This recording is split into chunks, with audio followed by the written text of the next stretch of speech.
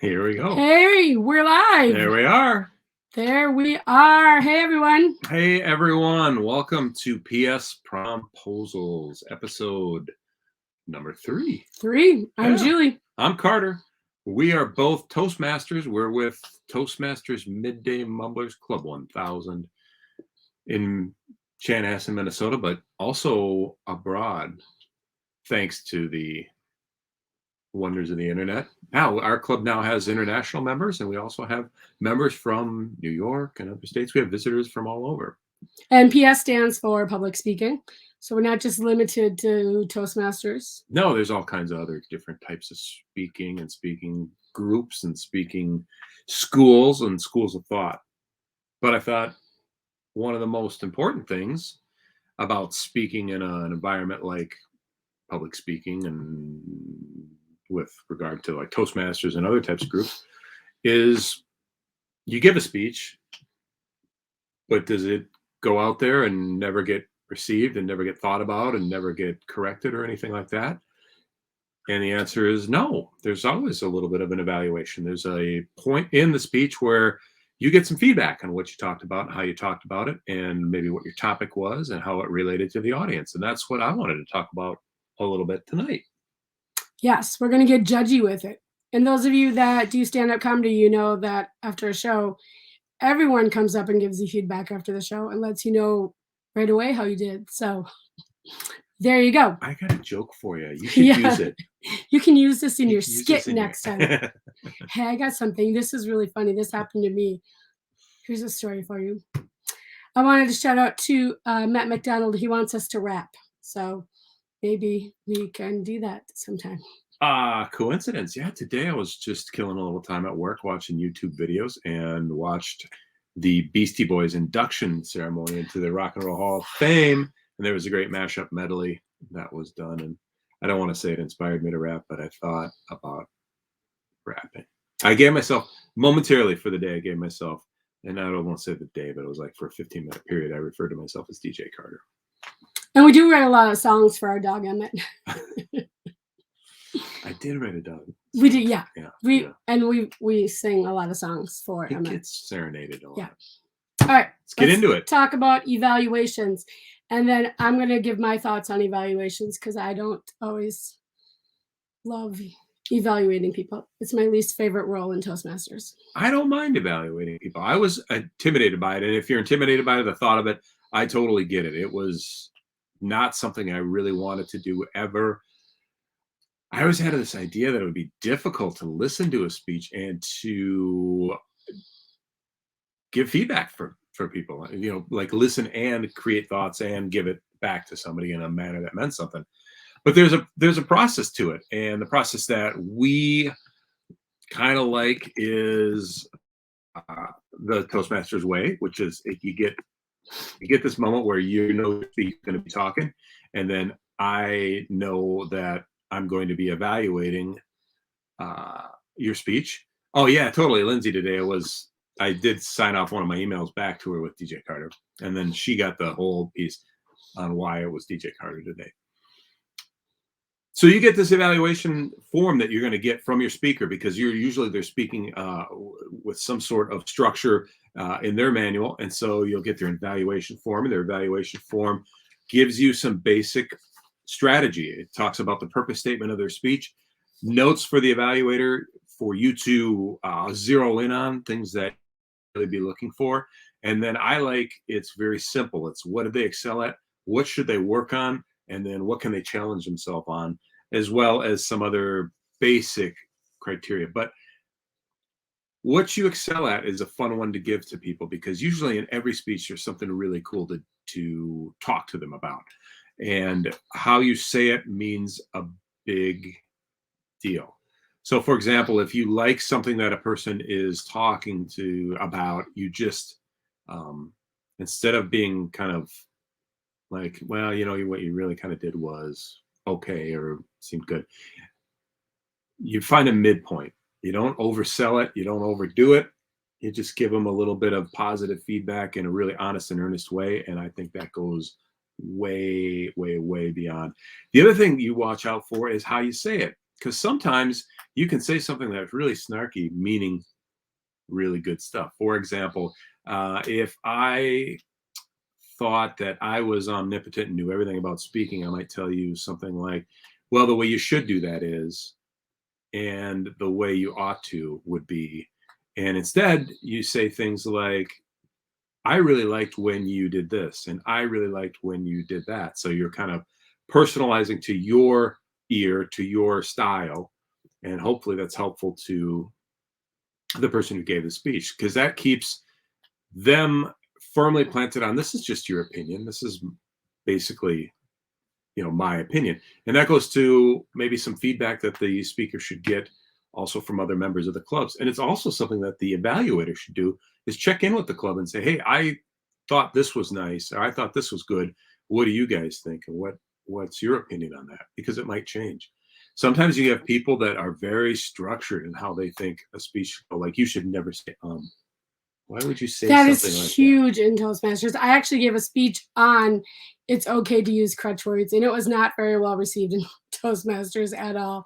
But I'm still going to use crutch words every single time. There was a whole nother school that I've taken outside of Toastmasters that was talking about crutch words and the importance of it. So it tied right into your speaking theme, which is that sometimes it's more natural. It's how we really go about our business, or other crutch words like you guys and things like that. The delivery of how you give your evaluation should be kind of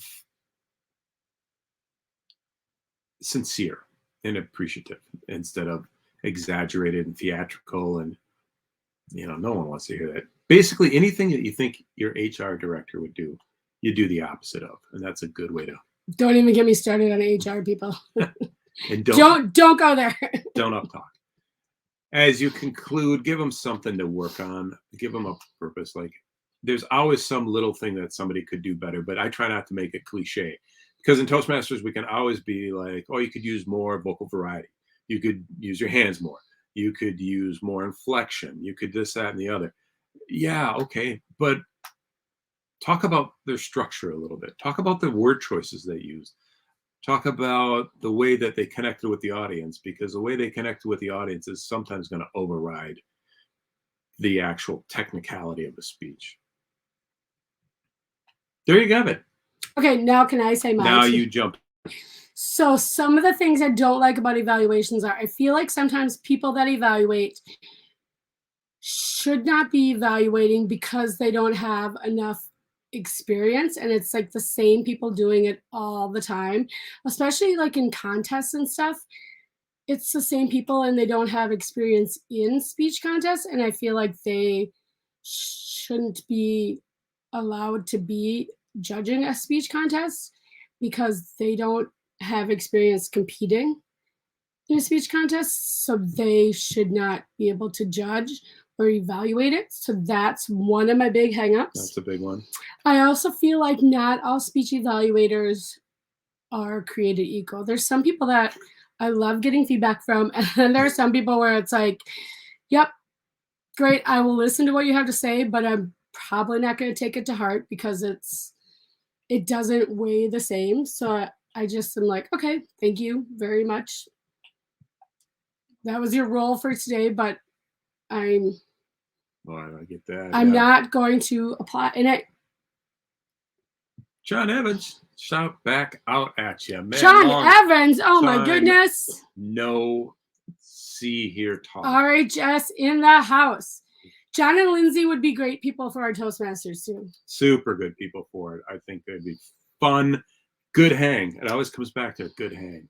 Good hang. Yeah. Also, on the subject of speech evaluations in Toastmasters, if you like competing, there is actually speech evaluation contests where they have a test speaker that comes in, and then each person that is competing does an evaluation for them, and then so they write out the evaluation and then they deliver the oral evaluation of that person, and then that evaluator is judged, can move on from their club level to their area to the division to the district and compete at different levels. So if you like competing and you like evaluating and being judgy. That If is, it's as close to watching the speech evaluators be evaluated is as close to looking in a mirror with a mirror behind you as you're going to get in real life. and it's challenging because you have to like take in all that information, then you have to go out and you have to write it all down, then you have to come back in and deliver it. I've done it before. It's a lot to. What did he say? He likes to toast. There you go. Who does?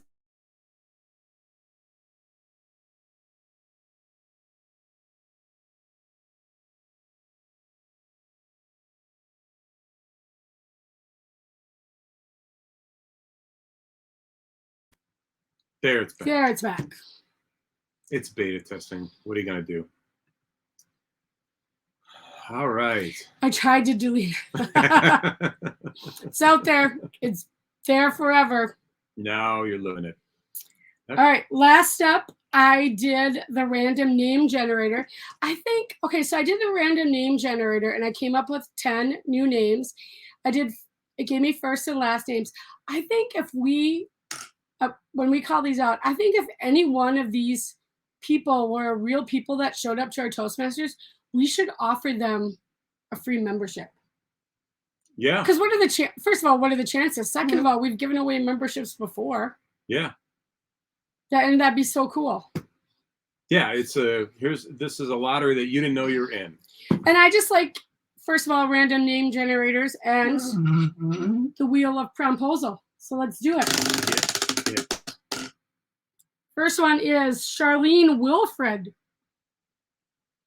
Free membership. Charlene Wilfred. Well, we're only going to do what? First of all, what if all 10 of these people Yeah, it's the first one. show up? Lillian Kaylani. Wouldn't that be funny if 10 and then we had to pay $450 of our club dues that we haven't okayed with anyone? Lillian almost won twice. What's that one? That one is, that is Lizbeth Rainbow.